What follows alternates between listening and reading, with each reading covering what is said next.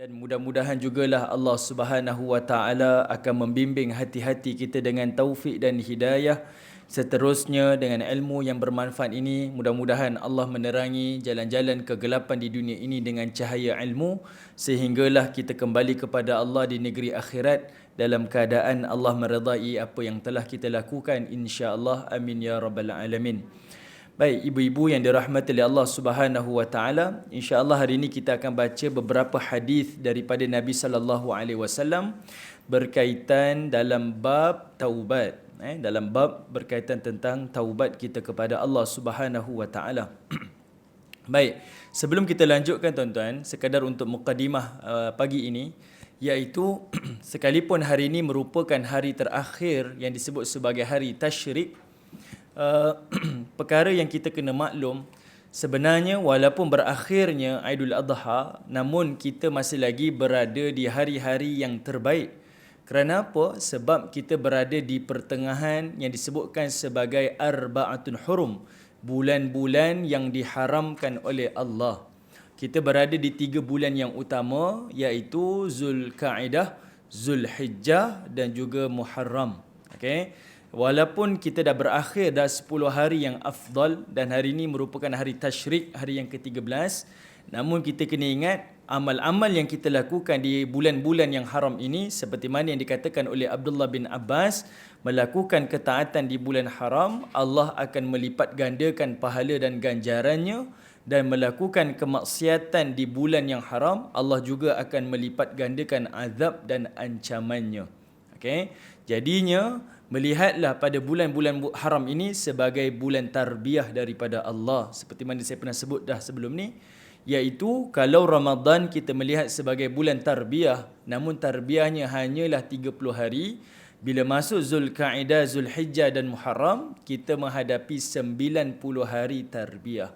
Kerana apa? Ada galakan melakukan ketaatan, dalam masa yang sama ada ancaman melakukan kemaksiatan kepada Allah Subhanahu Wa Taala. Sebab itu kita dipesan-pesan oleh para ulama salaf yang terdahulu, bagi mereka yang tidak melaksanakan ibadah haji, lihatlah, kalau kita tak mampu berwukuf di padang Arafah, maka berwukuflah di perbatasan hukum hakam Allah. Kan? Yang halal-halal, yang haram-haram. Yang Allah halalkan, lakukan. Yang Allah haramkan, tinggalkan. Dan kalau kita tak mampu untuk bermabit di Muzdalifah, iaitu bermalam-malam di Muzdalifah, maka kita bermabitlah berdua-duaan, bertahajud kepada Allah. Kerana itu yang kita mampu. Tapi yang kita mampu ni kita tak buat, yang tak mampu tu yang kita kejar-kejarkan. Sebab itu dalam pepatah kita kata apa? Yang dikejar tak dapat, yang dikendong berciciran. Jadi kita usahakan tak dapat mabit di Muzdalifah, namun kita mampu untuk bermabit, bermalam bersama dengan Allah di dalam tahajud kita. Kalau kita tak mampu menyembelih haiwan korban di Mina, namun kita boleh menyembelih syahwat kita, nafsu kita, kehendak dan kejahatan kita. Dan kalau kita tak mampu bermusafir, mengembara sampai ke Baitullah, namun kita tetap mampu mengembara hati kita sehingga kepada Allah, Tuhan pemilik Baitullah. Okay, yang inilah perkara-perkara yang perlu kita ingatkan selalu. Tak mampu melontar jamrah, tapi kita boleh melontar perasaan hasad kita, kemarahan kita, kebencian kita, mazmumah kita dan sebagainya.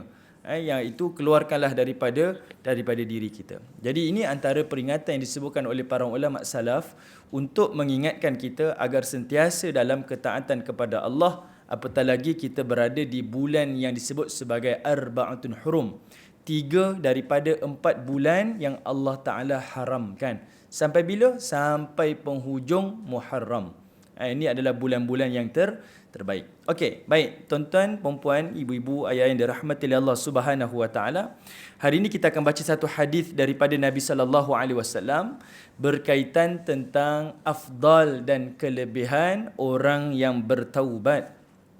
Baik, hadis ni daripada Anas bin Malik, hadis yang diriwayatkan oleh Al-Imam Muslim. Hadis ni bertaraf sahih, iaitu kata Anas bin Malik, Nabi sallallahu alaihi wasallam telah bersabda, Allahu asyaddu farahan bi taubatin abdi. Kata Nabi sallallahu alaihi wasallam, Allah asyaddu, tersangat-sangatlah, farahan, gembira, bi taubatin abdi, dengan taubat hamba-Nya.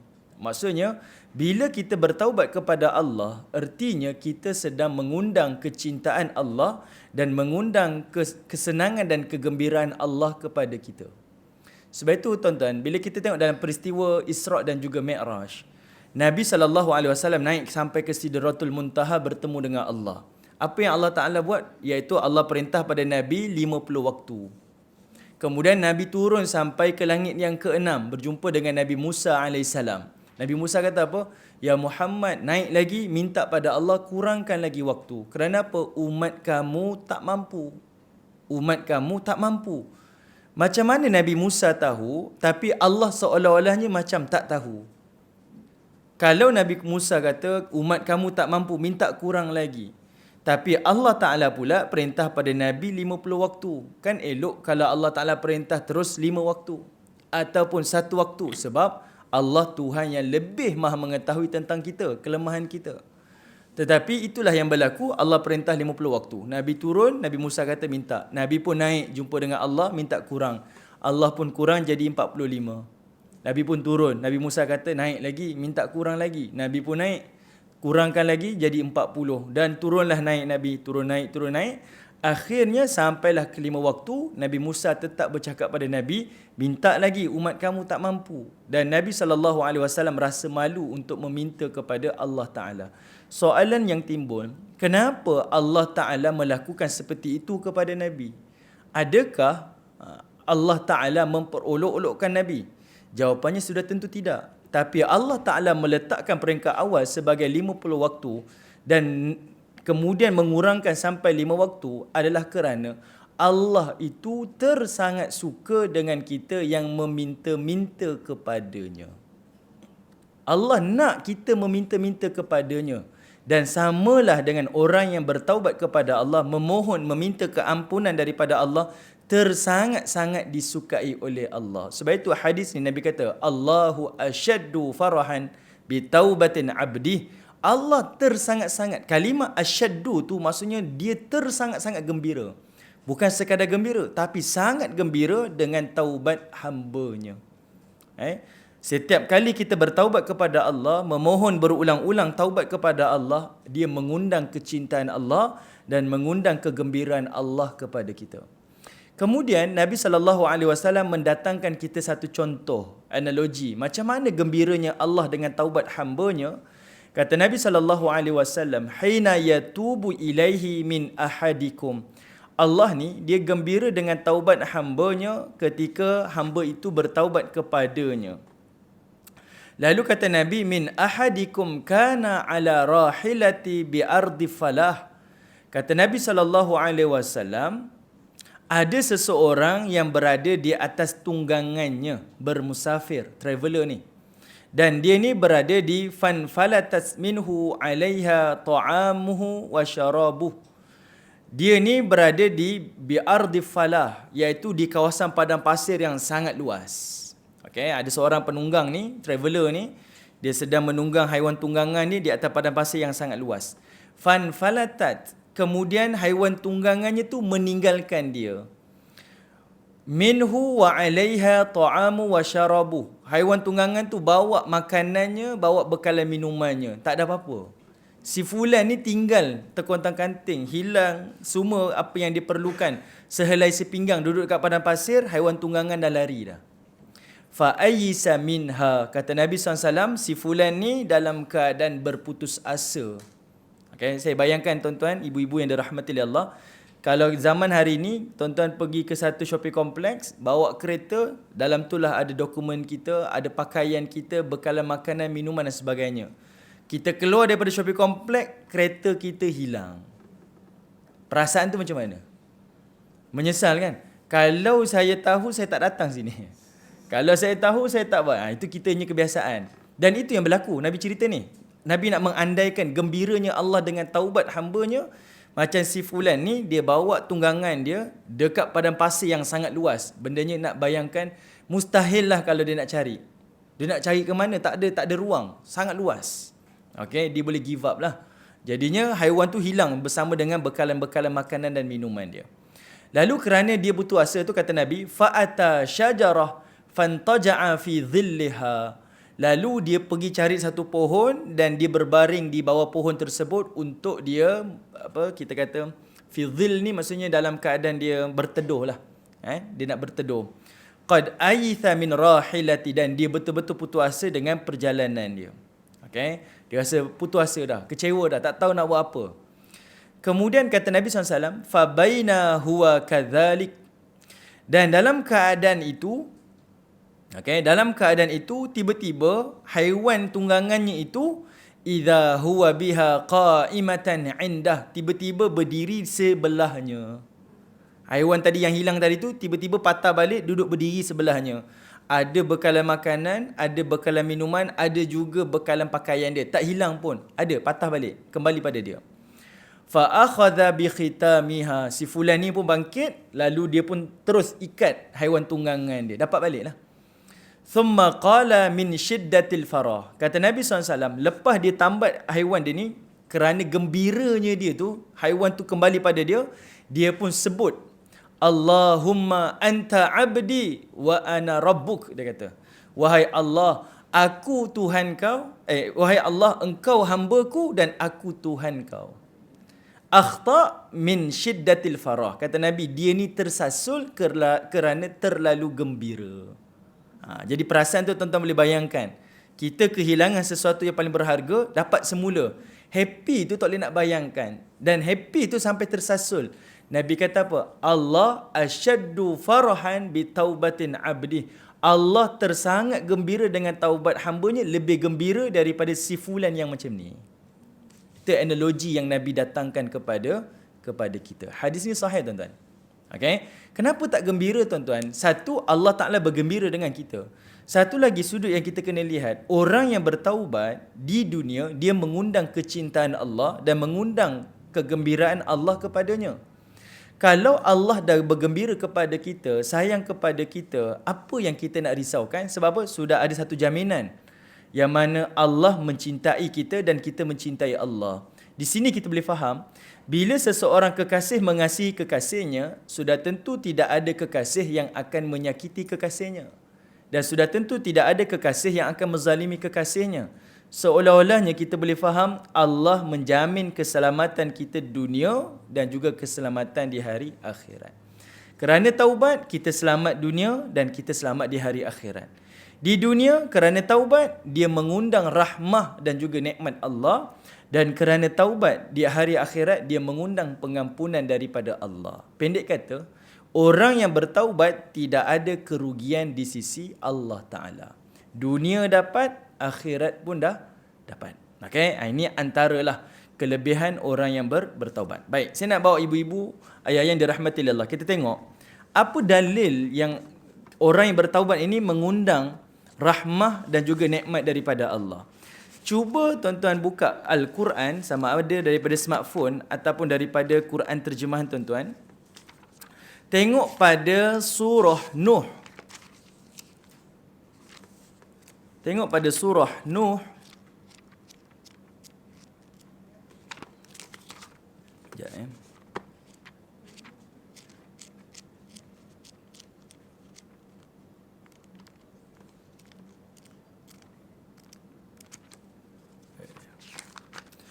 Surah Nuh, surah yang ke-71. Perhatikan pada ayat yang ke-10. Surah Nuh, surah 71, tengok pada ayat yang ke-10. Nabi Nuh merupakan Rasul yang pertama. Sebab itu kalau ibu-ibu tengok pada awal surah Nuh ni, Allah menyebutkan, Inna arsalna Nuhan. Sesungguhnya kami telah mengutuskan kepada Nuh, kepada kaumnya. Okey. Nuh ni Rasul yang pertama. Nabi Adam, Nabi yang pertama. Beza Nabi dan Rasul tu adalah perkara yang berbeza. Okey, tu kita tak bincang lah, panjang nanti. Okey, cumanya sebab itu Allah mulakan dengan kalimah arsalna. Arsalna, kami mengutuskan Nabi Nuh. Dan daripada zaman Nabi Nuh lah punca berlakunya penyembahan berhala. Sebab itu kalau ibu-ibu tengok nanti di akhir surah Nuh ni, pada penghujung surahnya dalam ayat yang ke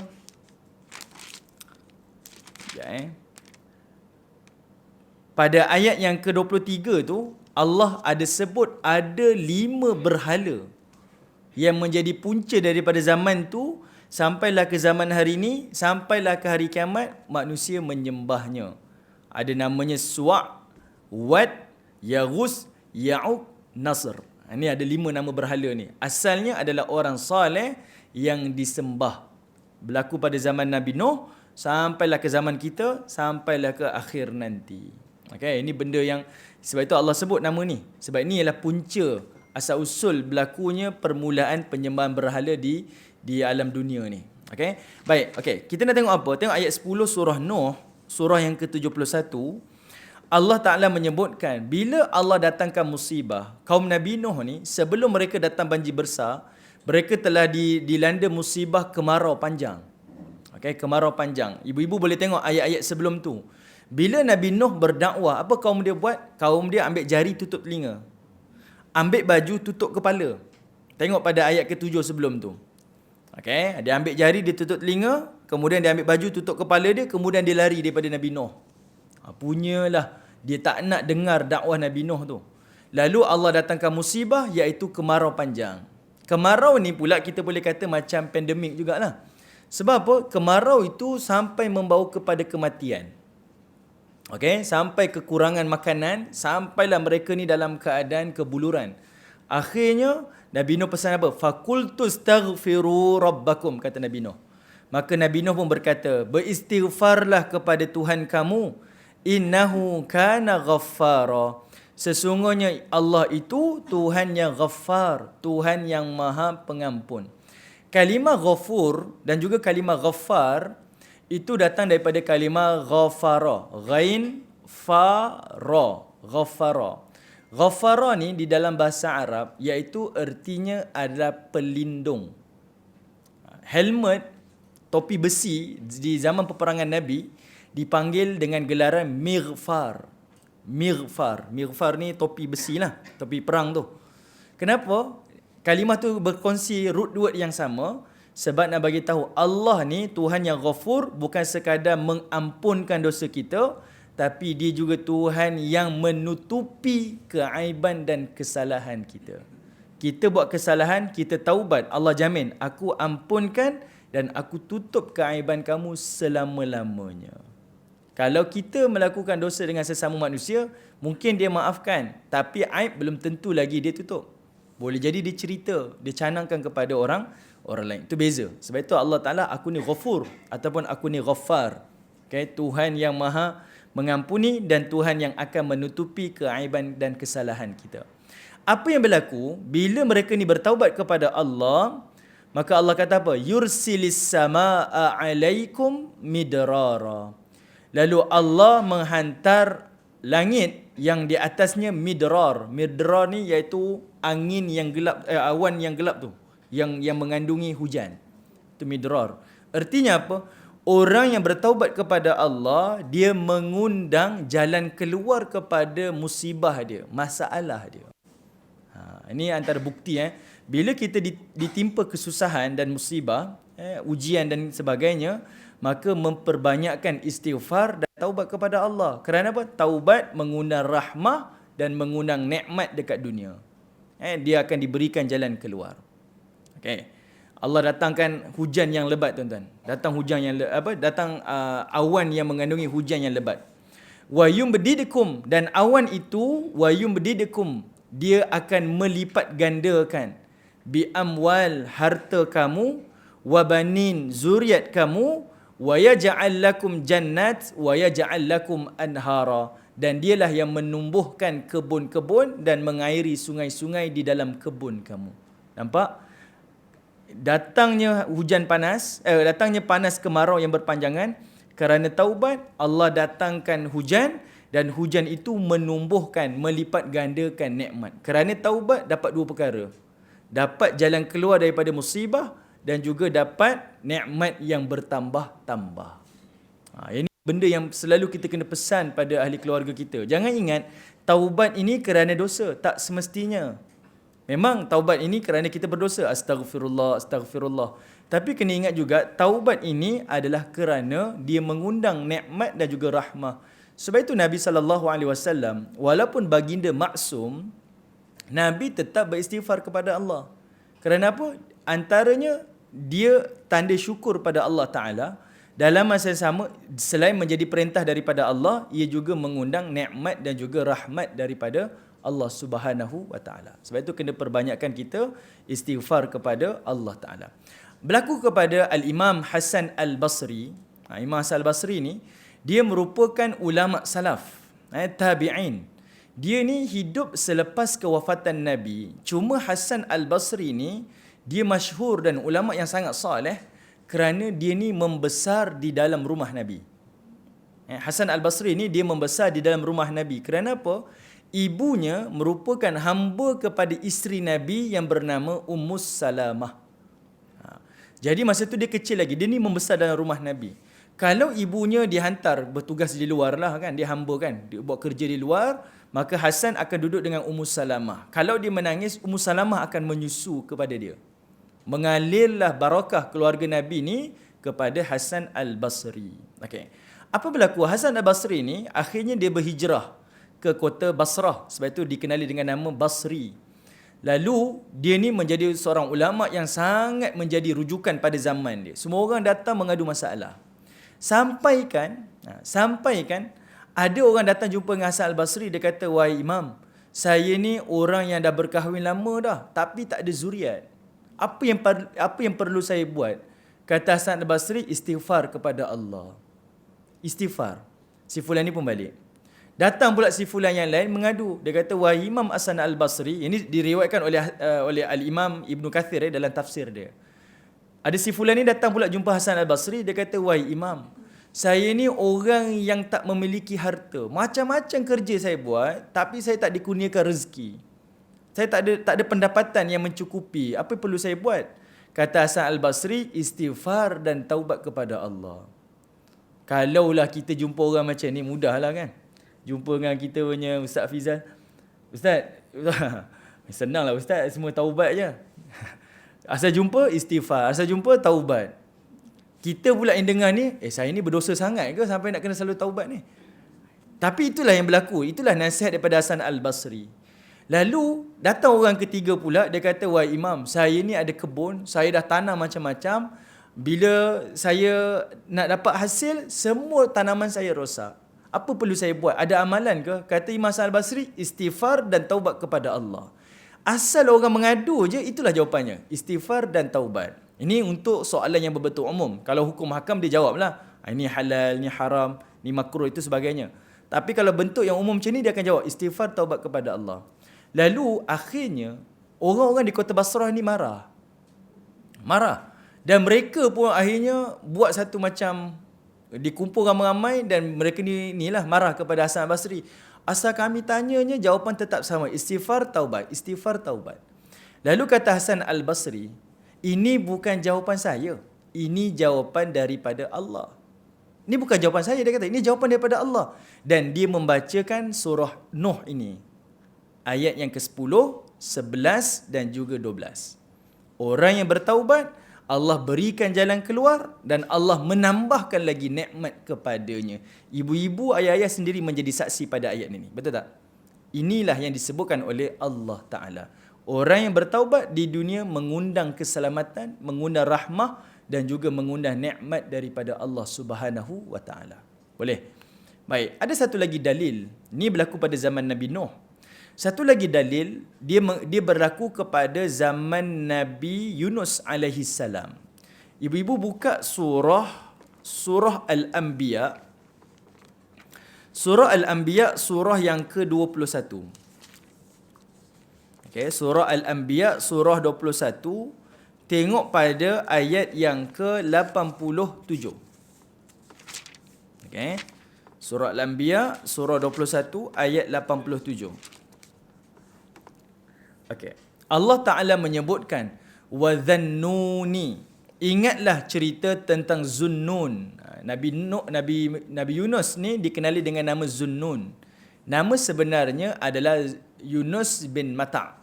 Dia ni datang daripada perkampungan Nainawa. Tapi dikenali sebagai Zunnun. Okay? Kerana apa? Kerana ditelan oleh seekor ikan yang dikenali sebagai ikan nun. Okay? Baik. Zunnun ni kata Allah Ta'ala, idzahaba mughadiban. Ingat tak ceritanya kata Allah Ta'ala? Dia ni telah meninggalkan kaumnya. Idzahaba. Allah menggunakan kalimah zahab, pergi. Pergi. Maksudnya apa? Bila Nabi Yunus ni berdakwah, kaumnya marah. Halau dia. Dan Nabi Yunus ambil keputusan dia keluar daripada kampung. Bukan untuk tinggalkan. Tapi untuk cari kampung yang lain untuk dia berdakwah. Bukan lari pada tugasan. Tak. Dia nak keluar. Orang tak suka. Tak apalah, saya pergi dakwah tempat lain dulu. Tapi dia telah melanggar perintah Allah. Sebab apa? Tak sampai lagi kebenaran dan keizinan daripada Allah. Jadi tak boleh tinggalkan. Itu tanggungjawab sebagai seorang Rasul dan juga Nabi. Tapi dia keluar. Sebab itu Allah menggunakan kalimah zahaba. Kalimah zahaba tu dia pergi dan balik. Kalau Allah menggunakan kalimah hajara, hijrah, itu lain. Hijrah tu maksudnya tinggalkan terus. Tapi kalau zahaba, pergi, artinya dia akan balik semula. Itu gambaran Allah Ta'ala nak tunjuk. Bukan dia nak pergi selama-lamanya. Pergi saja. Dia nak balik. Cuma waktu tu tidak pergi. Tapi dia pergi dalam keadaan marah kepada kaum dia. Fadhanna allan naqdira alaih, kata Allah. Maka Nabi Yunus ni menyangka dia tidak akan disempitkan urusannya. Maksudnya, apa yang dia buat kononnya tak salah. Sebab sangkaan dia betul lah apa yang dia buat tu. Orang tak suka saya pergilah cari tempat lain untuk berdakwah. Tapi seorang Rasul tak boleh buat macam tu. Maka Allah datangkan musibah. Apa musibahnya? Cerita yang masyhur. Dia naik satu kapal dengan kaum dia, sahabat-sahabatnya. Lalu dilanda badai. Sampailah kapalnya rosak. Okay. Lalu Nabi Nuh pun buat satu usul kepada sahabatnya. Kita buang semua pakaian kita, bekalan makanan dan minuman untuk ringankan beban. Dia pun campak. Campak, habis. Semua dah habis, kapal tak boleh berlayar. Kerana apa? Masih lagi terbeban dengan berat penumpang-penumpangnya. Lalu Nabi Yunus usul lagi satu usul. Dia kata apa? Kalau macam ni, kita mungkin kena terjun dari antara kita ni, kena terjun masuk dalam laut, kurangkan lagi beban. Lalu mereka pun setuju dan buatlah satu undian. Undian pertama dicabut. Tengok nama yang naik, Yunus bin Matta. Sahabat-sahabat dah diam dah. Takkan kita nak suruh Nabi kita terjun kan? Dia pun diam. Lalu mereka kata, tak apa, salah kot. Kita buat undian kali kedua. Tetap nama yang naik, Yunus bin Matta.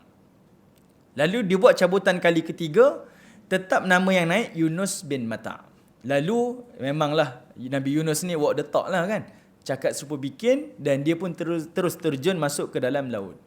Terjun je dalam laut, lalu dia pun ditelan oleh ikan paus. Okay, paus besar lah. Okay, ditelan oleh ikan ni. Lalu telanlah Nabi Yunus AS. Ikan ni wujud ke tidak tuan-tuan? Ikan ni wujud. Dalam surah Al-Qasas, Allah Ta'ala sebut, ikan ni kalau Nabi Yunus tak bertaubat pada Allah, ikan ni akan terus menelan Nabi Yunus ni sampai hari kiamat. Itu gambaran yang mana ikan ni wujud. Dan kita pun tak boleh nafikan, memang ada haiwan-haiwan yang maha besar berada dalam lautan ni. Cuma mereka tak muncul je kan.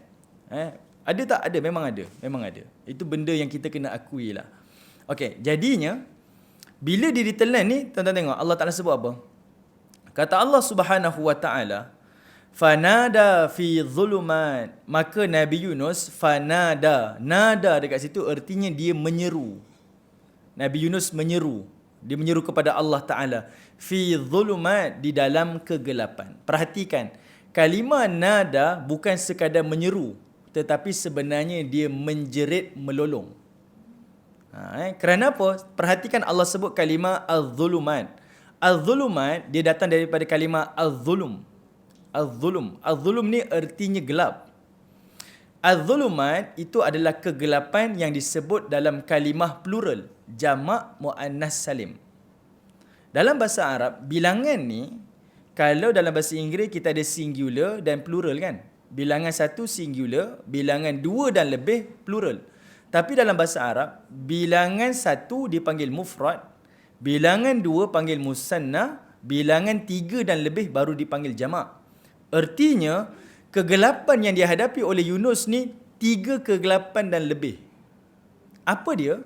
Kegelapan yang pertama yang disebutkan oleh Al-Imam Ibn Kathir adalah kegelapan di dalam perut ikan. Dia ditelan je, gelap, blackout. Dan itu yang dialami oleh Nabi Yunus, ketakutan. Jangan kata perut ikan, ibu-ibu. Saya tutup lampu kat dewan ni, apa yang berlaku? Habis menjerit-jerit kan, betul? Ini yang berlaku kepada Nabi Yunus AS. Kedua pula, kegelapan yang kedua adalah kegelapan di dalam lautan. Kegelapan di dalam lautan. Kita kena bayang macam ni. Ikan yang besar, dia akan berenang di bawah mungkin 200-300 meter ke bawah. Dan kita tahu 150 meter ke bawah laut ni, matahari dah tak tembus dah. Dia gelap. Okay? Dia situasinya lain. Dia gelap. Kalau yang berenang di atas, yang ibu-ibu pergi buat snorkeling tu, itu atas. Kalau kita berenang bawah, tak sampai dah. Cahaya tu dah gelap gelita. Bayangkan, satu gelap dalam perut ikan, sekarang gelap di dalam lautan. Kegelapan yang ketiga pula adalah kegelapan pada waktu malam. Ada riwayat menyebutkan Nabi Yunus ni terperangkap hampir seminggu, 7 hari. Bayangkan gelap macam mana. Kalau kita hanyut di atas kapal, tengah-tengah malam, tengah-tengah lautan, macam mana keadaan kita? Takut. Itu atas laut. Sekarang Nabi Yunus dalam laut. Jadi boleh bayangkan ketakutan dan musibah yang ditimpa pada Nabi Yunus AS. Dan kalimah az-zulumat di sini merujuk kepada ini isu kegelapan. Belum lagi isu kelaparan, tidak ada makanan, ketakutan, kecemasan. Itu lebih lagi lah. Okay? 3 benda ni kita dah boleh bayang dah. Macam mana keadaan Nabi Yunus. Ketakutan dia ditelan oleh ikan tadi tu. Apa yang dia menjerit kepada Allah? Apa yang dia kata kepada Allah? Iaitu dia menyebutkan La ilaha illa anta subhanaka inni kuntu minadh zalimin. Ibu-ibu tengok ayat tu.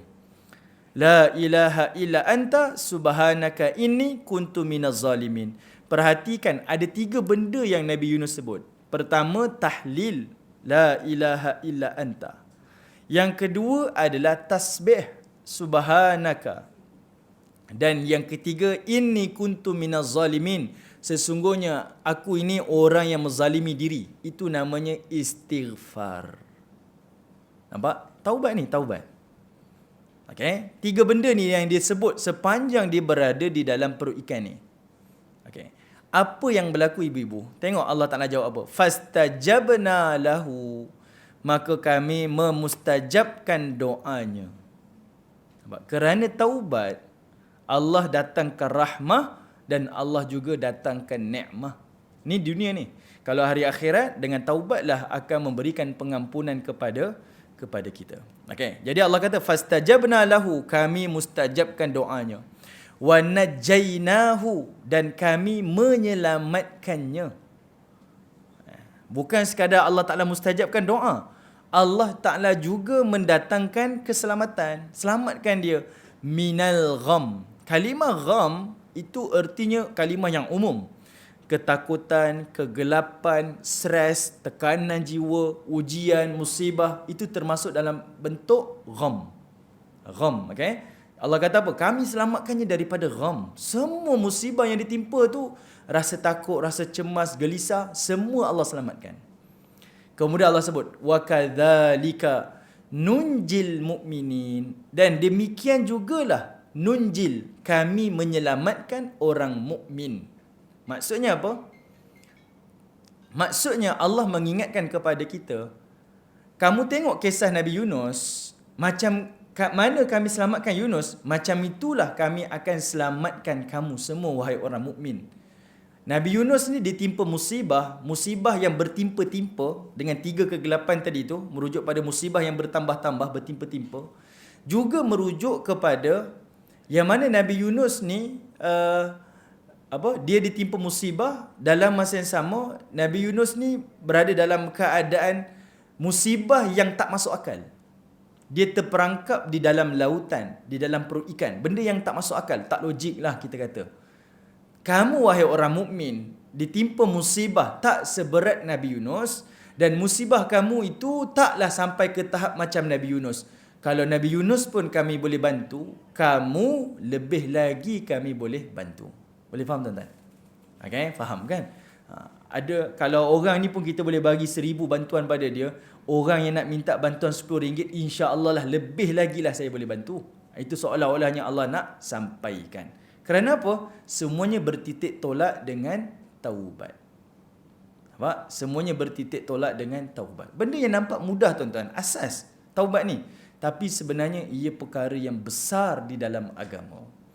Kerana apa? Di dunia ni, wang ringgit perkara yang paling penting. Dosa pahala tak penting. Tapi kita kena ingat, di hari akhirat, dosa pahala itu penting, manakala wang ringgit sudah tidak penting lagi. Okay? Dia akan jadi terbalik tuan-tuan. Okay? Dia akan jadi terbalik. Okey, baik. Tuan-tuan yang dirahmati oleh Allah Subhanahu wa taala. Baik, kita sambung baca satu hadis daripada Nabi. Sebelum tu, sebenarnya taubat ini tak susah. Taubat ini sebenarnya tak susah. Ramai orang ingat taubat ni perkara yang membebankan. Al-Imam Nawawi menyebutkan taubat ini perkara yang paling mudah namun diabaikan oleh orang mukmin. Taubat ni perkara yang mudah namun diabaikan oleh orang mukmin. Al-Imam Nawawi menyebutkan taubat ni 3 je rukun dia. Taubat ini 3 sahaja rukunnya. Apa dia? Yang pertama iaitu meninggalkan maksiat yang dia lakukan. Itu rukun pertama. Macam mana taubat? Tinggalkan maksiat yang dia lakukan. Kedua, menyesal dengan maksiat yang telah dia lakukan. Menyesal. Ketiga, berazam tidak akan mengulangi maksiat. Ibu-ibu perhatikan, 3 rukun ni sebenarnya merujuk kepada waktu. Waktu. Macam mana? Bila Al-Imam Nawawi kata meninggalkan maksiat yang telah dia lakukan, itu merujuk kepada waktu sekarang.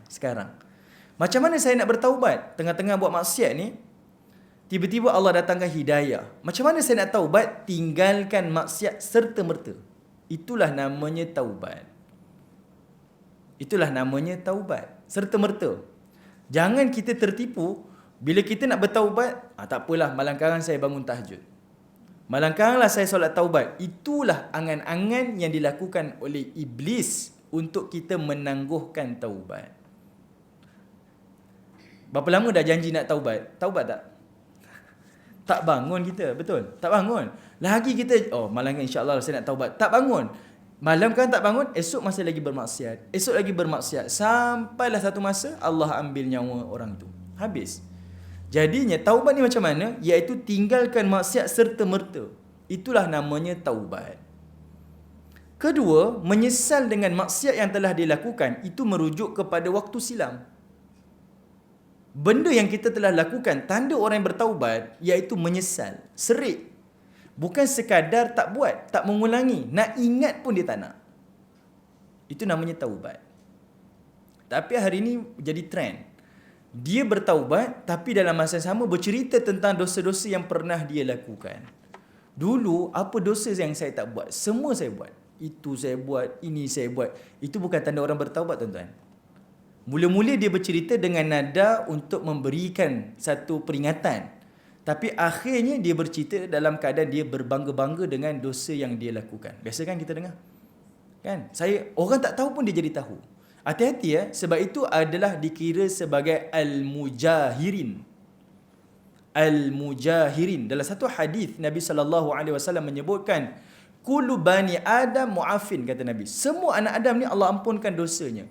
Illa bil mujahirin. Melainkan orang yang melakukan dosa mujahirin. Melakukan dosa secara terbuka. Terang-terangan. Dia tak malu. Dia tunjukkan maksiat secara terbuka. Okay? Nak kata apa? Saya buat macam ni. Salah ke saya buat? Ni tak ada cerita. Dia berlaku zaman hari ni. Samalah hari ni yang ibu-ibu tengok kan? Dalam Facebook 2-3 hari ni. Kenapa buat ibadah korban?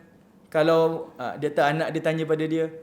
Kalau anak saya tanya saya, kenapa Allah Ta'ala minta saya sembelih Nabi Ismail AS.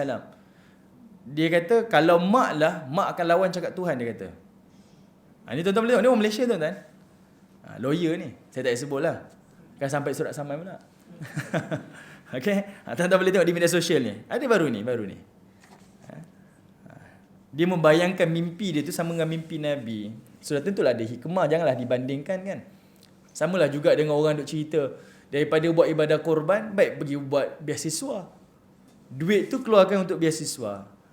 Ni konsep tunjuk pandai tapi tak faham kan. Agama ni ada sedekahnya, ada infaknya, ada zakatnya. Benda tu dah dibahagi-bahagikan kategori-kategori. Kan? Jadi ibadah korban pula ada hak-hak yang lain pula. Diingat semua benda tu perlu dilakukan mengikut logik. Dan seolah-olahnya benda tu menyelesaikan. Susahlah tuan-tuan. Ini zaman kita. Bukan di luar negara. Ini berlaku di zaman kita. Melakukan dosa secara terang-terangan. Okey. Baik. Jadinya yang kedua ni iaitu menyesal dengan dosa yang lakukan merujuk pada waktu silam. Orang yang bertaubat, dia bukan sekadar tak buat dah. Dia nak ingat pun tak nak. Kerana apa? Serik. Itu namanya menyesal. Serik. Nak buat pun saya tak nak ingat pun tak nak. Minta maaf lah. Nak ingat pun saya tak nak. Benda kita serik kan? Dah terluka. Nak ingat balik tu, minta maaf lah. Minta maaf. Benda tu saya takkan ulangi. Yang ketiga, bila Al-Imam Munawi kata apa? Dia berazam tidak akan mengulangi maksiat. Itu merujuk pada masa hadapan. 3 rukun ni ibu-ibu adalah amalan hati sebenarnya. Betul tak? Habis macam mana dengan solat taubat? Macam mana dengan istighfar kita? Itu adalah bonus. Benda yang paling asas kita kena tahu, taubat ini amalan yang paling mudah. Dia adalah amalan hati. Tinggalkan maksiat serta-merta, itulah namanya taubat. Bila kita tak tahu, itu yang menjadikan kita tertipu dengan tipu daya iblis. Talbis iblis. Itu yang menyebabkan kita tertipu. Okay? Sebab itu kita menangguh-nangguhkan lagi taubat kita kepada Allah Ta'ala. Saya nak taubat ni, tak apalah tunggu umrah buka nanti saya taubat. Nak pergi umrah kan? Saya tunggulah. Jangan tuan-tuan, sekarang juga serta-merta lakukan taubat kepada Allah Ta'ala. Ada satu kisah berlaku pada sahabat Nabi SAW. Dikenali dengan nama Al-Ushairim. Al-Ushairim ni sahabat Nabi daripada Bani Abdul Ashhal. Dia ni adalah anak buah kepada Sa'ad bin Mu'az. Sa'ad bin Mu'az ni adalah sahabat besar. Dia orang Ansar, orang Madinah. Dia sama dengan Usaid bin Hudair dan sebagainya lah. Di keluarga dia ni besar. Masa Sa'ad bin Mu'az ni masuk Islam di tangan Mus'ab bin Umair. Masa sebelum Nabi hijrah ni kan Mus'ab jadi duta Nabi. Mus'ab pun dakwah. Sa'ad bin Mu'az masuk Islam. Sa'ad bin Mu'az balik ke kampung dia, jumpa dengan kabilah Bani Abdul Ashhal. Dia kata apa? Kamu, wahai perkampungan Bani Abdul Ashhal, apa pandangan kamu tentang aku? Sa'ad bin Mu'az lah kata. Kami melihat kamu sebagai pemimpin kami. Lalu kata Sa'ad bin Mu'az, kalau aku pemimpin kamu, ayuh sama-sama mengucapkan kalimah La ilaha illallah. Dia melakukan satu kita paksaan lah masuk Islam. Dia paksa semua kaum masuk Islam. Semua masuk Islam. Semua masuk Islam. Melainkan Al-Ushairim. Ini degil. Tak nak masuk Islam. Tak nak. Tapi pendek cerita, akhirnya Allah campak hidayah di dalam hati Al-Ushairim dan dia sendiri pergi jumpa Nabi dan ingin memeluk Islam di hadapan Nabi SAW. Kebetulan waktu yang dijumpa pagi itu adalah Nabi sedang berjalan untuk pergi ke medan Uhud dalam peperangan Uhud. Pagi itu Nabi nak ke medan Uhud dah. Dia masuk Islam pada waktu sekitar selepas subuh. Habis waktu subuh, dia masuk Islam. Di tangan Nabi, Nabi kata, ayo Ushairim, ikut kami pergi ke medan Uhud. Dia pun menjadi salah seorang daripada tentera Uhud. Sampai ke medan Uhud, takdir Allah, dia pun syahid dalam peperangan Uhud. Bila dia syahid, sahabat-sahabat Nabi mengadu pada Nabi, Ya Rasulullah, macam mana kita nak urus jenazah Ushairim ni? Kan, dia baru masuk Islam, sekarang dah meninggal dunia dah. Macam mana ni? Kata Nabi SAW, ini orang yang paling sedikit amalnya, tetapi paling banyak mendapat kebaikan daripada Allah. Kata Abu Hurairah, sepanjang hidup Ushairim, sekalipun dia tidak pernah sujud kepada Allah, tapi dia dijamin sebagai Ahlul Jannah. Nampak? Taubat itu adalah amalan hati. Okay? Sebab dia masuk Islam lepas subuh, dia meninggal sebelum zuhur. Kan? Dia syahid itu sebelum zuhur. Sebab perang Uhud ni berlaku pada hari Sabtu waktu duha. Okay? Itu berlaku peperangan Uhud. Okay. Baik. Ini antaralah. Taubat ini jangan ditangguh-tangguh. Dan dia adalah amalan hati. Okey, baik. Ibu-ibu yang dirahmati oleh Allah Subhanahu Wa Taala. Kita baca satu hadis daripada Nabi sallallahu alaihi wasallam. Hadis ini bercerita tentang amalan yang menghapuskan dosa. Benda ni penting. Sebab apa? Rata-rata kita semualah semua ada rasa menyesal dengan apa yang pernah kita buat dulu. Mesti ada. Kalau bolehlah saya nak pergi ke waktu silam, saya nak perbaiki kesalahan saya. Kalau boleh saya nak ubah balik apa yang telah saya lakukan dahulu. Ini penyesalan kita. Mesti ada. Tapi kita mustahil untuk kembali kepada waktu silam. Mustahil. Jadi agama mengajar kita adalah move on. Terus pandang ke hadapan, tinggalkan waktu silam, namun melakukan amalan yang boleh menghapuskan dosa-dosa yang lepas. Jangan meratapi dosa yang lepas. Kalau meratap je habislah kita, masa depan kita hancur. Pandang ke depan, tapi buat amalan yang boleh memperbaiki kesalahan yang lepas. Ini orang bijak dan inilah yang diajar oleh agama. Dan itu namanya taubat. Nabi ajarkan kita, ada satu kitab yang dikarang oleh Al-Imam Ibn Daibah. Kitab ni saya mengajar di Masjid Negara, tuan-tuan. Kalau tuan-tuan ikuti, bolehlah. Saya minggu keempat, Sabtu, ada saya mengajar di Masjid Negara. Kitab ni, Al-Imam Ibn Daibah, dia karang satu kitab namanya Ghayatul Matlub, Amalan Penghapus Dosa. Kitab ini mengumpulkan hadis-hadis Nabi berkaitan tentang hadis pengampunan, hadis-hadis taubat. Kata Al-Imam Ibn Daibah, dia punya conclusion dia, daripada ribuan hadis yang dikumpulkan berkaitan tentang taubat ini, dia telah membahagikan taubat Nabi ni ada 7 bahagian, 7 kategori. Ada amalan kalau kita buat, dia menghapuskan dosa silam. Ada amalan yang kita buat, dia menghapuskan dosa silam dan dosa akan datang. Ada amalan yang kita buat, dia menghapuskan dosa kita sebanyak buih di lautan. Ada amalan yang kita buat, dia menghapuskan dosa kita seperti mana bayi yang baru dilahirkan. Dan ada amalan yang kita buat, kita dijamin wajib masuk ke syurga Allah. Ini antara. Dia punya penelitian dia melihat hadis-hadis Nabi ni, dia kumpul-kumpul amalan-amalan ni kategori-kategori dia. Terbagi pada 7 jenis kategori. Menariklah kitab ni, tuan-tuan. Kitab ni nipis je, ringkas. Tapi menarik untuk dibaca. Baik. Apa dia, tuan-tuan? Salah satu amalan. Ni amalan yang ibu-ibu boleh nampak. Mudah-mudah je. Tapi amalan ni sering kita tak ambil cakna. Apa dia? Iaitu dalam bab berwudu. Bab berwudu. Ibu-ibu dengar Mungkin dalam bab wuduk ni kita rasa, biasa sangat wuduk ni. Cuba dengar betul-betul. Okay, ini namanya hadis. Hadis ni disebut oleh Nabi, dan Nabi ni adalah seorang lelaki yang dijamin sebagai jawami'ul kalim. Dia bercakap ringkas tapi padat dan padu lah. Sebab itu dalam satu hadis yang ringkas, tapi bila disyarah oleh para ulama, punya banyak dia punya syarahan berhelai-helai. Bahkan kita boleh dapat manfaat terlalu mendalam. Macam-macam aspek. Aspek kesihatan, aspek hukum, aspek kehidupan, semua menjadi manfaat. Okay? Contohlah macam ni. Kita tengok dalam bab ni, mudah je. Dalam bab wudu. Okay? Dalam bab wudu ni, contoh kita baca dulu. Okay, hadis ni daripada Uthman bin Affan, hadis riwayat Bukhari dan Muslim, hadis sahih, iaitu Uthman bin Affan radhiyallahu annahu da'a biwudu'in faghassala kaffai min ina'ihi 3 marrat. Uthman bin Affan telah meminta air wudu. Dia meminta air wudu. Kita tak sesuai lah ayat ni. Sebab apa? Kalau nak berwudu, pergilah ke tandas, buka paip, ambillah wudu. Tapi zaman dahulu, mereka berwudu memerlukan kepada bekas. Sebab itu dia meminta air wudu. Okay? Dia bukan boleh buka paip keluar air, tak. Dia minta air wudu. Ada air mutlak, bawa ke sini dan dia akan berwudu menggunakan bekas. Daripada Aisyah menceritakan, Nabi SAW kalau berwudu dengan 1 mud, itu kiraan. Nabi berwuduk 1 mud. 1 mud ni, dia tak kira liter, dia kira berat. Iaitu lebih kurang dalam 500 gram. Kalau ditimbanglah 500 gram, mungkinlah air ni separuh lah. Separuh. 500 gram. Okay. Kena timbang sendiri lah, baru tahu berapa liter kan.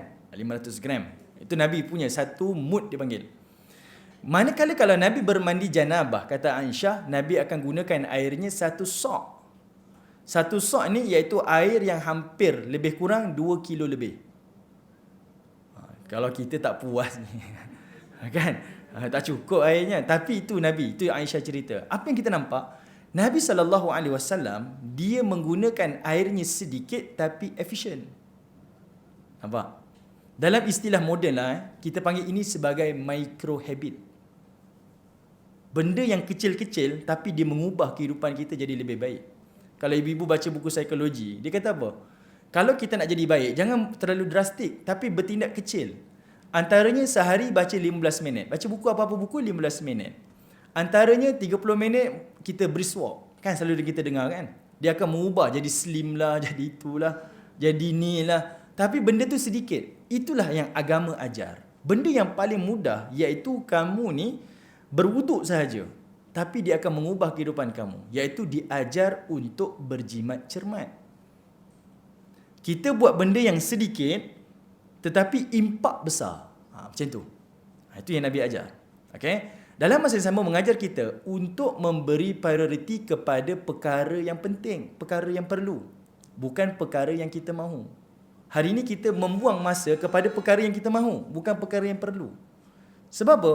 Bab wuduk ni, walaupun dia benda yang remeh kita rasa, tapi dia bab asas, wajib dalam ibadah. Kalau dalam bab wajib ni pun dia ajar macam ni, dalam bab dunia yang harus macam ni pula, mestilah dalam keadaan berjimat. Agama pun mengajar, agama pun dalam bab ibadah pun dia ajar untuk berjimat, dalam bab kehidupan pun sama jugalah, berjimat lah. Itu mudah macam tu. Okey, saya bagi contoh macam ni, mudah-mudah nak faham. Ni namanya micro habit lah. Orang dalam bahasa agama kita panggil sunnah. Contohlah, Nabi SAW mengajar kita sentiasa mendahulukan yang kanan, mengkemudiankan yang kiri. Ada tempat yang kita kena dahulukan kanan, kemudian yang kiri. Ada tempat dahulukan yang kiri, kemudiankan yang kanan. Masuk masjid, keluar rumah, pakai baju, buka baju, semua kita tahu benda tu. Nabi SAW pun buat benda yang sama. Kalau kita ikut hadis ni, kita akan dapat pahala sunnah. Tapi kena ingat ibu-ibu, sebenarnya Nabi tak sekadar ajar macam tu. Nabi nak ajar apa sebenarnya? Nabi nak mengajar. Dengan Nabi melakukan itu secara konsisten. Nabi tak pernah tinggal. Maksudnya, sentiasa ingat mana yang kanan, mana yang kiri. Itu menunjukkan Nabi ni adalah orang yang well managed. Orang yang berdisiplin dan orang yang teratur. Sebab itu dia boleh buat kanan dan kiri. Kita tahu tak kanan dan kiri? Tahu. Tapi kadang-kadang tak kira kan? Masuk dewan kaki kiri. Masuk masjid. Kita tak peduli. Sebab apa? Sebab tak well managed. Kita tak teratur. Kadang ingat, kadang lupa. Kalau ingat buat, tak ingat tak apa. Tapi Nabi sentiasa buat. Kerana apa? Dia merancang. Nampak? Dalam hal agama, akhirat dia dapat. Dalam hal dunia, dia memberi kesan yang positif. Itu kita nampak. Samalah juga bab Nabi SAW makan. Okay? Nabi makan, dia akan makan sampai selesai, sampai habis. Dan kalau ada makanan tertinggal di jari, Nabi akan isap. Kan? Tapi untuk kita pula boleh buat. Tapi ada tempat kita tak boleh buat. Ibu-ibu makan bakso boleh isap jari. Sudah tentu pakai sudu kan? Jadi apa yang kita boleh faham, Nabi SAW mengajar kita buat satu perkara biar sehingga sempurna. Biar sehingga selesai. Sebab bab makan ni bab yang paling kecil, remeh. Tapi rutin. Kalau diajar dalam bab yang remeh ini, sentiasa makan sampai selesai, maksudnya dalam hal kehidupan kita, kita akan jadi terlatih dan jadi habit untuk buat semua benda mesti sampai habis. Mesti sampai sempurna. Betul tak? Betul kan? Macam itulah maksudnya. Samalah tadi kanan dan kiri dan sebagainya. Sebab kalau ibu-ibu masuk kereta, kaki kanan kaki kiri. Kaki kiri kan? Tak ikut sunnah lah. Sudah tentu tak. Sebab ada benda kita boleh implement, ada benda tak boleh implement. Jadi sebab itu saya explain tadi, supaya kita faham. Sunnah tu tak sekadar kanan dan kiri, tetapi sebenarnya nak menunjukkan kita, Nabi ni adalah orang yang well managed, orang yang teratur, orang yang berdisiplin. Okey, samalah dalam bab wuduk ni. Baik, satu cerita menariklah tentang wuduk ni. Dikarang oleh Abu Nu'aim Al-Asfahani, riwayat ni dalam kitab Hilyatul Awliya. Dia cerita apa? Abu Nu'aim ni dia kata ada seorang ulama yang zuhud dan saleh, namanya Hatim bin Al-Aqsam nama dia. Zuhud dan saleh, namanya Hatim bin Al-Aqsam, ulama. Hidup dia adalah untuk mengkritik dan misi dia adalah untuk membenteras ulama-ulama yang hidup bermewah-mewah. Itu zaman dia tuan-tuan. Mana-mana ulama yang selebriti zaman dia tu, dia kritik. Ni tak ada kena-mengena hidup dan mati tuan-tuan. Okay. Sebab banyak juga kursi yang duduk selebriti kan. Saya minta maaf. Okey. Minta anti-kad lah ni. Okey, baik. Jadinya Hatim bin Al-Assam ni dia tahu cerita tentang ada seorang ulama namanya Al-Tunafisi. Al-Tunafisi ni adalah ulama yang hidup bermewah-mewah. Pakaiannya, dia punya wangiannya, semualah mewah-mewah lah. Okey. Jadinya ulama ni duduk di Qazwin. Qazwin ni daerah di Iran lah hari ni. Dia pergi cari, Hatim ni pergi cari Al-Tunafisi. Jumpa dengan Al-Tunafisi, dia pun kata, "Wahai Syekh, saya ni nak belajar dengan Tuan Syekh sebab saya ni orang awam." Dia menyamar jadi orang awam. Dan dia kata, "Boleh tak Tuan Syekh ajarkan saya berwuduk?" Kata Al-Tunafisi, "Boleh lah, benda paling basic sekali kan, mudah, boleh saya tolong." Dia pun ajar. Dia pun tunjuklah cara wuduk yang diajar oleh Nabi dengan kadar yang paling sempurna, paling terbaik. Lalu habis dia berwuduk, kata Hatim ni tadi, dia kata, "Wahai Tuan Syekh, boleh tak kalau saya pula berwuduk, Tuan Syekh tengok. Kalau saya salah, Tuan Syekh tegur." Dia kata boleh, tak ada masalah. Okay, dia pun praktikal lah, dia pun wuduk. Cumanya bila dia basuh muka, dia basuh 5 kali. Bila dia basuh tangan, dia basuh lebih daripada 3 kali. Semua membazir lah, berlebih-lebih. Lalu kata Al-Tunafisi, dia kata, "Wahai si Fulan, kamu buat ni salah ni. Ni membazir ni." Masa tu dah bagi bola tanggung pada Hatim.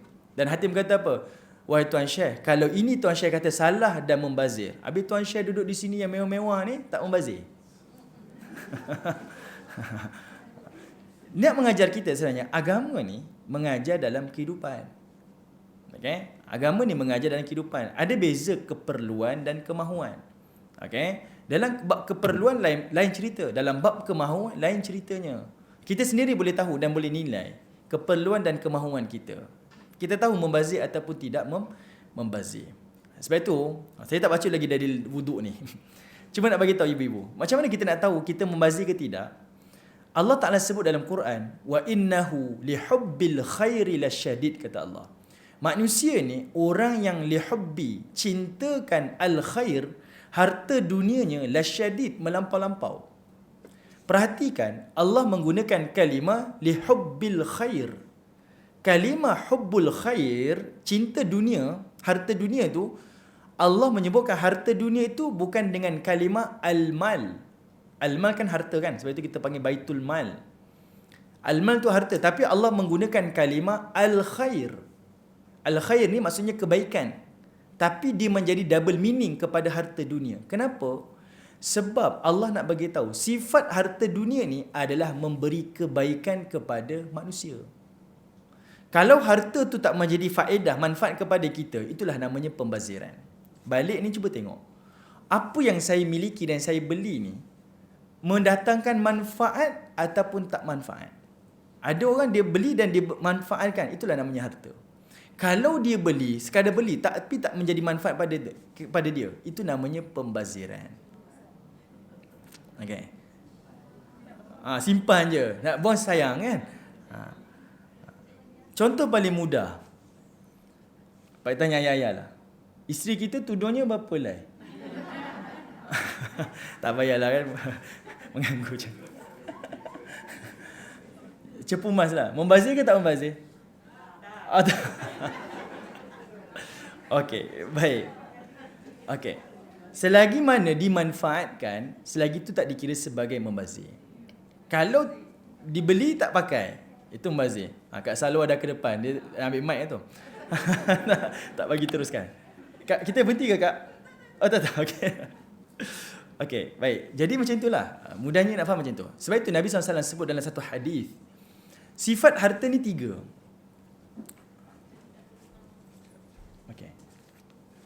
Okey, sifat harta ni 3. Pertama, iaitu apa yang kita pakai sampai lusuh, fully utilized. Maka itulah namanya harta. Okey. Kedua, apa yang kita makan, itulah harta. Kita harta banyak, tapi tak semua benda kita makan. Yang kita makan, itulah harta kita. Yang lain tu belum tentu lagi.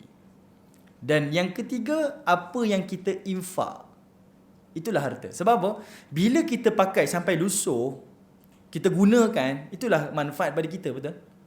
Apa yang kita makan, itulah manfaat kepada kita. Menjadi kesihatan, menjadi kekuatan. Dan apa yang kita infak, itulah akan jadi manfaat kepada kita di hari akhirat. 3 benda ni, itulah namanya al-khair. Kebaikan. Semua yang memberi kebaikan kepada kita, itulah namanya harta. Mudah aja nak faham.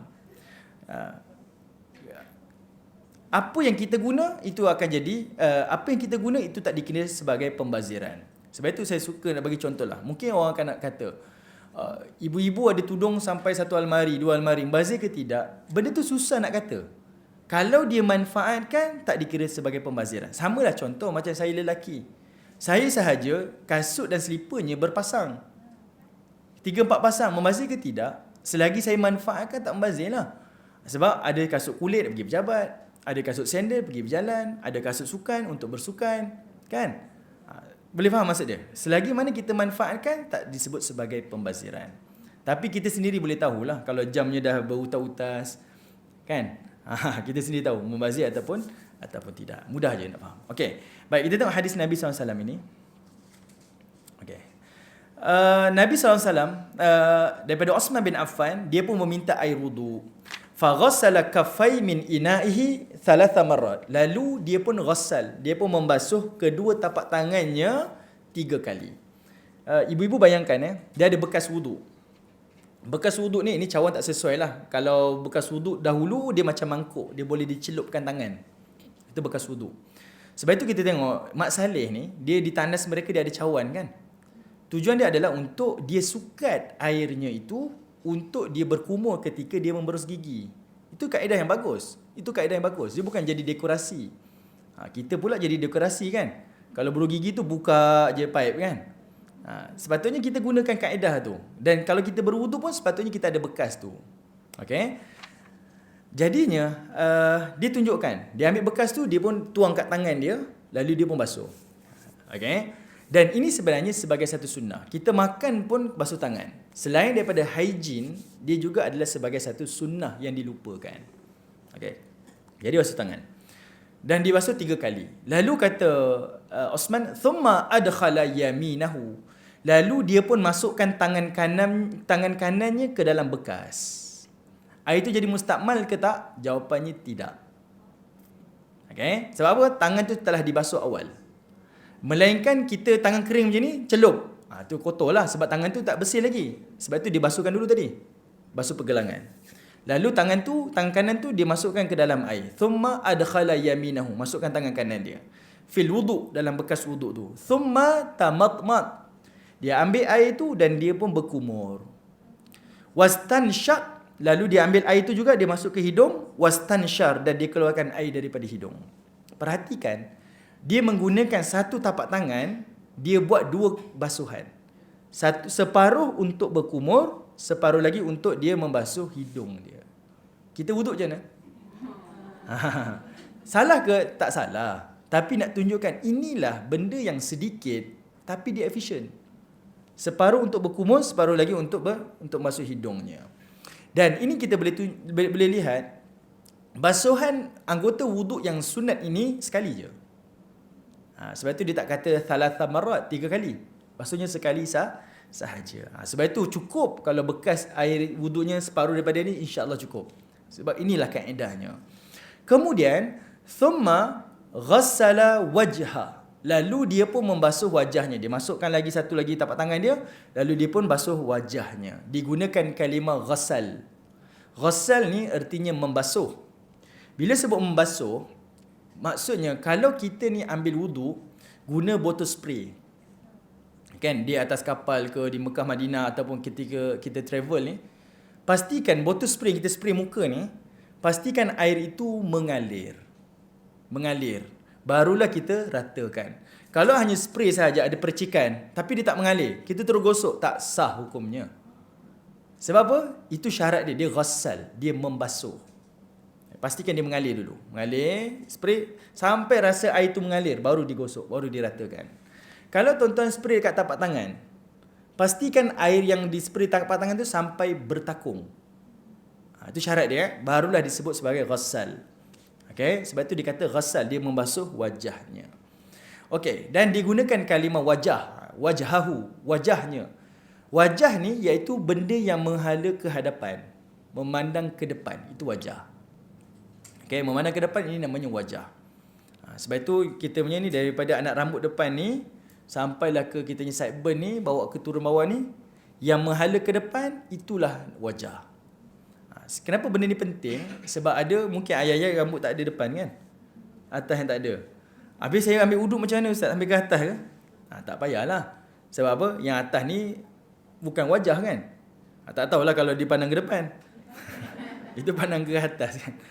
Jadi kita tahulah batasan dia tu. Itu wajah basuh. Dan dibasuh 3 kali. Kalau digunakan kalimah ghassal, selalunya dia akan basuh 3 kali dan ia menjadi sunnah lah. Sunnah basuhan 3 kali. Wa yadaihi ila mirfaqaini thalathan. Dan lalu dia ambil lagi airnya dan dibasuh tangannya sampai ke dua-dua sikunya. Ambil lalu dituangkanlah sampai ke siku. Sebab itu dia start daripada atas ni. Tapi kalau kita ambil wuduk guna pipe, bolehlah basuh daripada siku turun ke jari, tak ada masalah.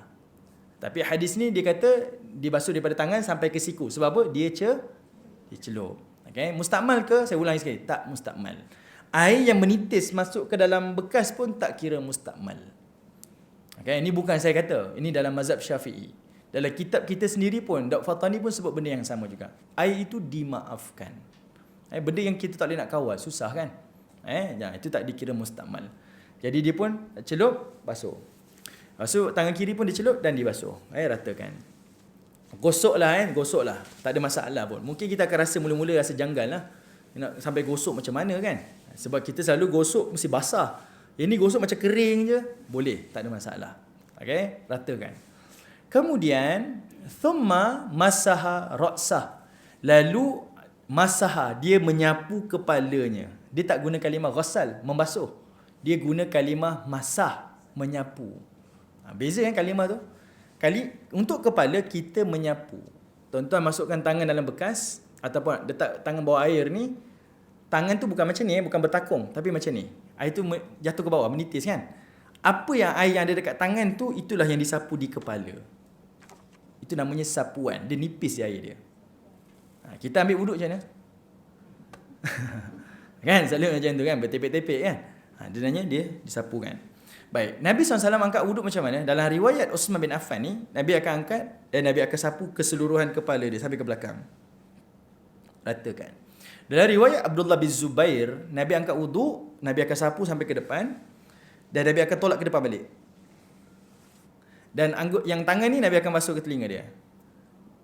Satu benda yang samalah. Maksudnya tak perlu air yang baru. Sebab itu dia cukup. Ini kaedah yang ditunjukkan oleh Nabi SAW. Imam mazhab Maliki, dia kata apa? Wajib berwuduk, membasuh, menyapu keseluruhan kepala. Itu mazhab Maliki. Kalau mazhab Abu Hanifah, iaitu 1/4 daripada kepala. Dia ambil, dia pegang satu tapak tangan ni, diusap sikit je. Sah lah. Itu mazhab Abu Hanifah. Mazhab Syafi'i pula, iaitu walaupun satu jari, dicolik je. Pun dikira sah. Sebab itu mazhab Syafi'i mensunnahkan basuhannya 3 kali. Tapi, kalau ikutkan yang sahihnya, maksudnya semua sepakat, iaitu sapuan kepala ni hanya sekali saja, memadai. Sebab itu namanya sapuan. Okay? Mudah kan tuan-tuan? Mudah je. Ini Nabi ajar, mudah je.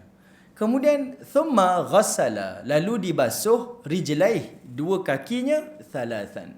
Okay, basuhlah kedua-dua kakinya 3 kali. Lalu habis selesai dia berwuduk, thumma qala, lalu kata Uthman, raaitu Rasulullah sallallahu alaihi wasallam, aku telah melihat Nabi sallallahu alaihi wasallam tawaddaa, berwuduk nahwa wudu'i hadha, seperti wudukku ini. Ni Uthman buat ni, praktikal ni. Dia kata apa? Kamu tengok aku wuduk ni, inilah wuduk yang aku tengok macam Nabi buat. Hadha wa qala, dan Nabi kata apa? Man tawaddaa, siapa yang berwuduk nahwa wudu'i hadha, siapa yang berwuduk seperti wudukku ini. Ni sabda Nabi ni. Siapa wuduk macam wudukku ini. Thumma shalla raka'atain, kemudian habis dia berwuduk terus dia dirikan solat 2 rakaat. Ini namanya solat sunat wuduk. Ataupun terus pergi ke solat fardu ke solat sunat ke. Ni mengajar kita apa? Iaitu fokus. Habis wuduk je, tak payah nak slide handphone ke, nak menyembang ke, nak itu ke, tak payah. Pergi je terus ke ruangan solat. Tengok dia punya syarat dia apa? La yuhaddithu fihi ma nafsah. Dia antara 2 pergerakan ni, daripada anggota wuduk tadi tu, nak ke solat tu, dia tak berbual-bual dengan dirinya. Bukan dengan orang lain, dengan dirinya. Itu syarat dia. Maksudnya dia fokus lah, fokus. Beri tumpuan apa yang dia nak buat. ghufira lahu ma taqaddama min dhanbi. Allah akan berikan pengampunan penuh kepadanya. Allah akan berikan pengampunan penuh kepadanya. Sebab tu saya kata tadi, kita tak boleh nak ulang masa silam. Kita hanya boleh melihat masa hadapan kita. Tapi macam mana nak perbaiki waktu silam kita? Ini salah satu caranya. Banyak lagi cara-cara yang lain. Tapi kita dah 11 suku. Okey, insya-Allah kesempatan akan datang. Saya baca soalan dulu Kalau saya mampu jawab saya jawab Kalau saya tak mampu jawab saya ni Okey. Okey, lepas wuduk tu Nabi kata apa? Thumma shalla raka'atain. Dia terus dirikan solat 2 rakaat. Solat sunat wuduk ataupun apa-apa solat, dalam erti kata dia memang fokus. Habis dia wuduk tu memang dia nak pergi beribadah. Kan? Contohlah kita ambil wuduk ni sebab jadi habit. Saya bukan nak pergi solat, tapi saya pagi-pagi saja nak wuduk dalam keadaan wuduk. Maka dia diikat dengan solat sunat wuduk tu.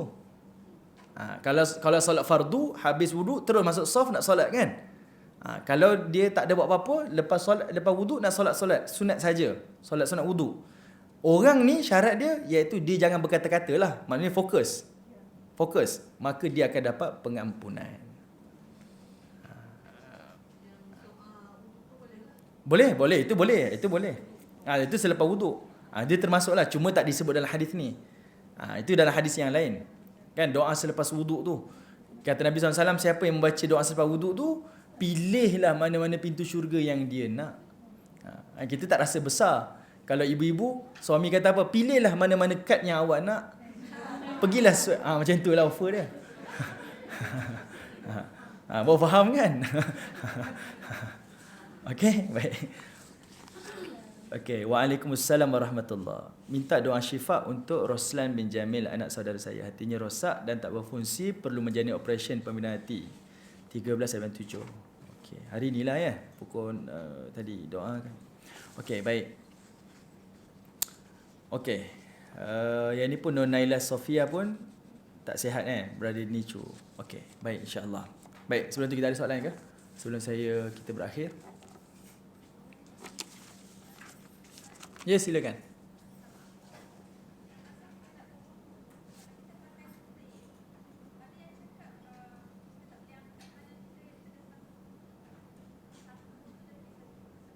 Okey, baik. Betul.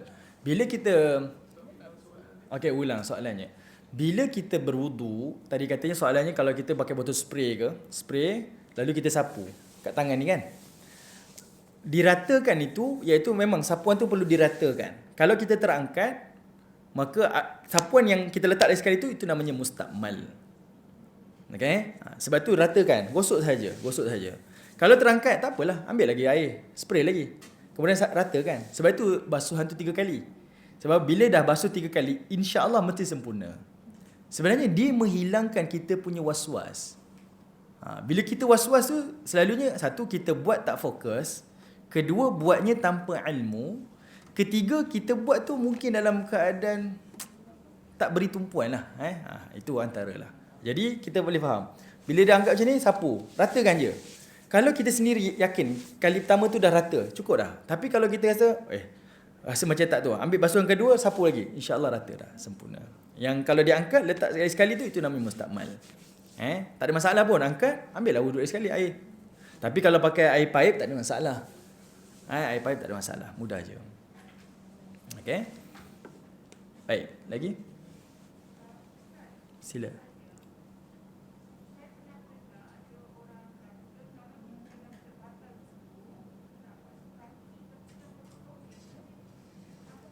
Okey. Baik. Okey. Yang ini benda yang dia sebenarnya benda tu untuk mereka yang memakai khuf. Khuf ni iaitu stokin kulit. Okay, dia boleh dipakai sama ada musim sejuk ataupun musim macam sekarang ni. Ibu-ibu boleh pergi kat Madinah, Mekah ni ataupun negara-negara yang ada syitak ni, winter ni, dia akan jual lah, khususnya di negara-negara Islam lah. Pakai khuf ni, sebelum pakai khuf syaratnya mesti berwudu. Kemudian kita terbatal. Okay? Tapi tetap ambil wuduk macam biasa, cuma tak perlu buka stokin tu. Cukup diratakan di atas kuf tu, sah hukumnya. Bukan bererti tadi wuduk batal basuh kaki je. Kan? Basuh atas stokin tadi kan? Itu tak. Itu tak. Saya pernah dengar memang ada yang dia salah faham. Dia sapu atas kuf tu. Tapi syaratnya sebelum dia pakai kuf tu, dia dah berwuduk. Kemudian dia terbatal. Ni khususnya kalau kita pergi duduk di negara yang winter, yang memang snow tebal, kita sebab kaki ni benda yang paling penting. Kita pakailah baju yang panas pun, yang paling penting tapak kaki tu. Kalau tapak kaki sejuk, habis. Memang sejuk satu badan. Dengan tangan-tangan semua sejuk. Sebab itu kalau kaki tu okey, memang okey. Satu badan semua okey. Sebab itu Nabi ajar macam tu. Jadi sebelum berwuduk tu, memang kita pakai stokin dulu siap-siap. Kuf. Dia stokin kulit. Okay? Kalau orang yang ada penyakit, better pakai inilah. Sebab dia boleh pakai musim sejuk ke, tak musim sejuk pun boleh pakai. Tak ada masalah. Tidak ada halangan. Okay?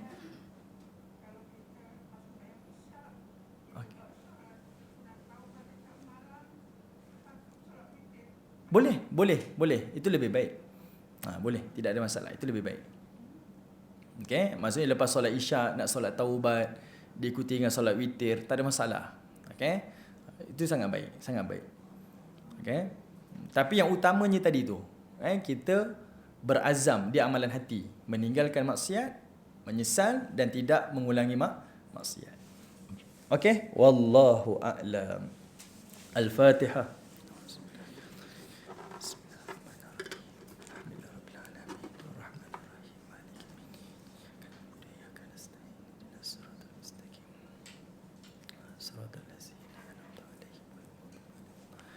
Bismillahirrahmanirrahim. Alhamdulillahi rabbil alamin. Hamdan hamidin, hamdan syakirin, hamdan salihin, hamdan sabirin, hamdan dhakirin, hamdan yuafi ni'amahu wa yukafi mazidah.